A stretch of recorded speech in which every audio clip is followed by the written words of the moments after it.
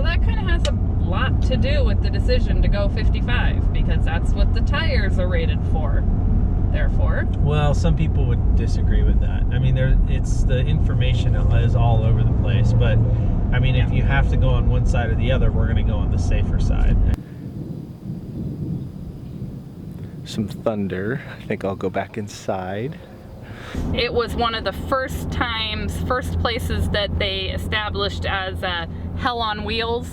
Okay. The rolling town that would keep going with the railroad workers as they were constructing it. Got it. So there's some deep roots, as it's kind of recognized as one of the first locations of that. We are taking off, headed to Nebraska City. Nebraska City. That's located in Nebraska. Technically, we haven't been in Missouri yet with the RV. But we are going to pass through that and go all the way into Iowa and Nebraska. So 3 stickers tonight. That's crazy. Yeah. So here we go. We're going to have a great drive. It's going to be a lot of fun, and we're going to see a lot of cool stuff. Boom.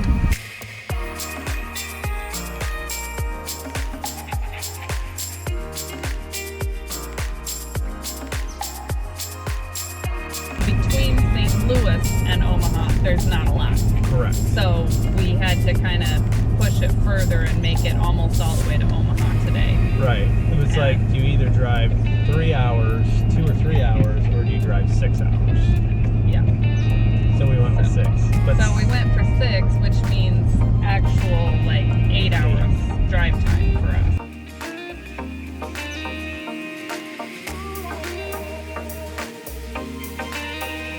And it's been raining pretty much the whole time. And it's 6:20. We're gonna be there at 6:30, and it's looking pretty dark and rainy. And we're gonna be boondocking. And I'm grilling hamburgers for dinner, so we're doing some new stuff, some new territory here, which is fun. I like it. We don't own umbrellas. We don't own. We don't. We sold our umbrellas along with all our possessions. This was a really cool spot. It's called Kimmel Orchard and Vineyard, and they've got a really cool store that I wish I could show you, but it's closed. So they've got this really cool place, awesome playground, and it's kind of like pick your own apples kind of thing. They also have a really neat vineyard over here. It rained a lot last night, but you know, that's what happens. What a neat place. This playground is unbelievable here. The kids had an absolute blast at the playground last night and they've got these fruit trees. Like, I don't even know what this is. Apricot or something? I don't know. So yeah, I'm gonna take you over here to the playground because I think this is the kind of place where you come and pick your own apples and the kids have a blast. You know, there's like hay rides and stuff. But if you can see behind me, this playground's legit. So anyways, great spot, awesome harvest host. We stay here for free. It's good to patronize the business. So we went up one inside and bought a bottle of wine.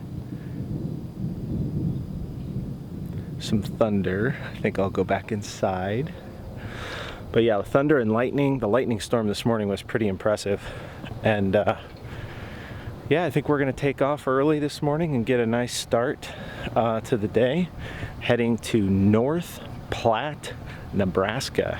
That was an awesome 3-point turn with a massive rig behind us, and I'm impressed with myself. Yes. And us. I mean, as a team. Yeah, watch your... I got it. I've got that. So yeah, we enjoyed the stay here, and now I'm realizing there's a golf course right there. Not that I would have had time to. And it kind of poured torrentially. I'm not gonna make that. No, time. we're not. And then we had a fun little S-turn to get onto the highway too. Yeah, we had the option of going a 3-point turn that would be fairly easy on a muddy road, or a more advanced 3-point backup turn on asphalt. So we chose the asphalt because it rained all night and didn't want to get stuck in the mud. So yes, it poured last night. Thunder and lightning. Yes, and there's like flood watches and warnings right now, so a lot of water on the ground.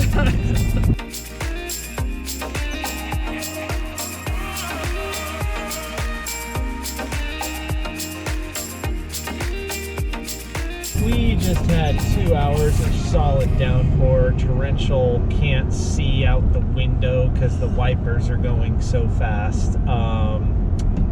And then it stopped, and it's beautiful just in time for Lisa to start driving. So Lisa gets to enjoy a nice, clear, dry, like no road spray. No road spray, no like wipers going. Everything is beautiful, nice, flat, perfectly straight road. So glad I could hand it off to you for a nice. I love you. Thank you for doing the hard part today. Couldn't even see.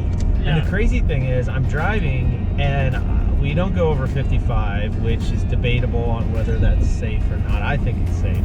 Some people don't. But going along and you can't even see, so I'm slowing down to like 50 and people are just flying past and the spray is coming up and I can barely see the lines in the road, and I'm like, you know, locked in and tense, and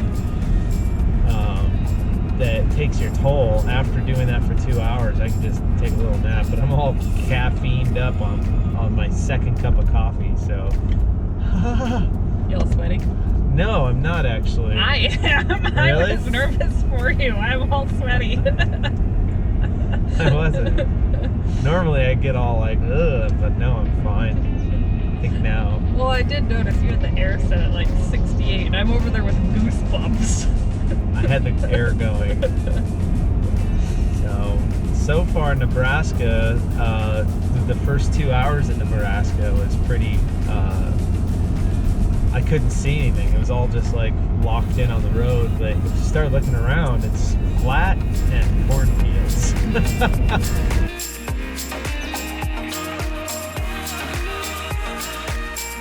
I don't know if you can see, but the trucks are, I mean, it's 75 mile an hour speed limit here, and this has started a little discussion on Facebook on whether or not that's safe or not. Feel free to comment below, but we just feel it's safer to go at 55.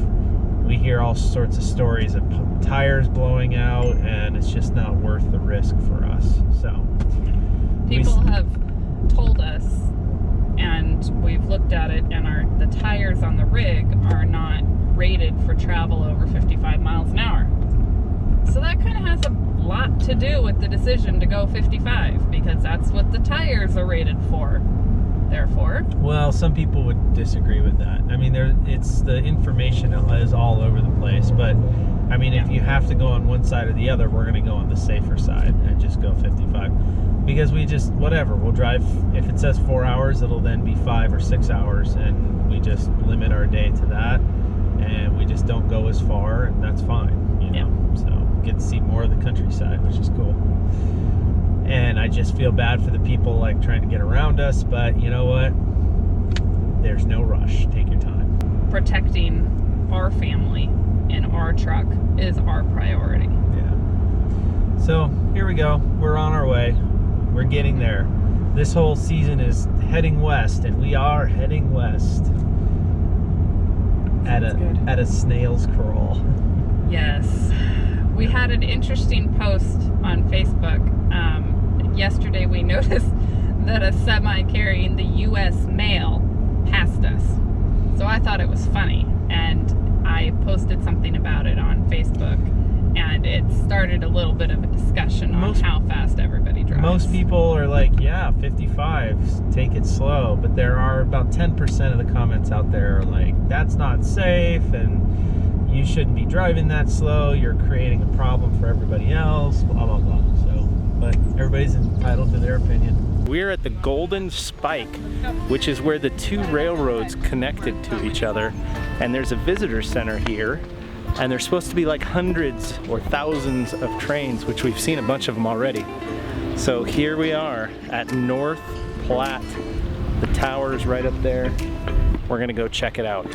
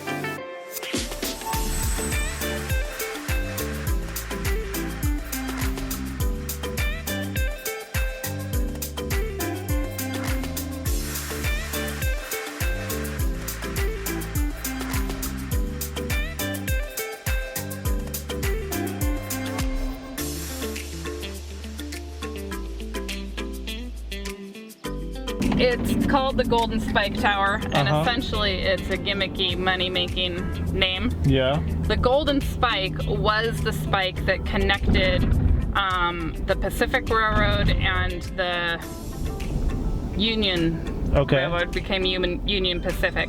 And that was in Promontory Point, which is north of Salt Lake City. Ah. And it was a race to see who could get to Promontory Point first. Got it. This has nothing to do with it. This is an important area today because it's the largest rail classification yard in the country. Oh, got it. But it has also nothing to do with it has nothing to do with the two joining. It just has a really cool tower. It has a cool tower. One of the interesting things is North Platte didn't become North Platte until much later in history, but it has history dating back to the railroad times. It was one of the first places that they established as a hell on wheels. Okay. The rolling town that would keep going with the railroad workers as they were constructing it. Got it. So there's some deep roots, as it's kind of recognized as one of the first locations of that. Cool. So that's what that's about. We're just wrapping it up here in North Platte, Nebraska. We stayed at a campsite called RV Park. Holiday RV Park. And normally on a one-night stop, we would stay at a Harvest Host, which we did, I believe, the night before. But it was like 90 degrees, so we like to plug in and have air conditioning. For $40, it's worth it to have the kind of creature comforts, if you will. So we stayed here one night, and it was nice, and now we're moving on. We've learned how to capture fruit flies here. Because at the last, our Harvest Host was like an orchard, and we were right next to some fruit had fallen off the tree, and there were fruit flies, and we didn't put this all together until we noticed, we thought, a couple fruit flies. Turns out there were more than a couple. We used a little trick where you kind of capture, I don't know if you can see that right there. We used a little cup with some apple cider vinegar, and we caught lots of fruit flies. Yeah, we had a couple of actual flies too, but that's just me smacking them with something. But the fruit flies we caught with a cup. So, because when you're in an RV, what would normally be a mild inconvenience turns out to be really gross. All right, what do we think of North Platte?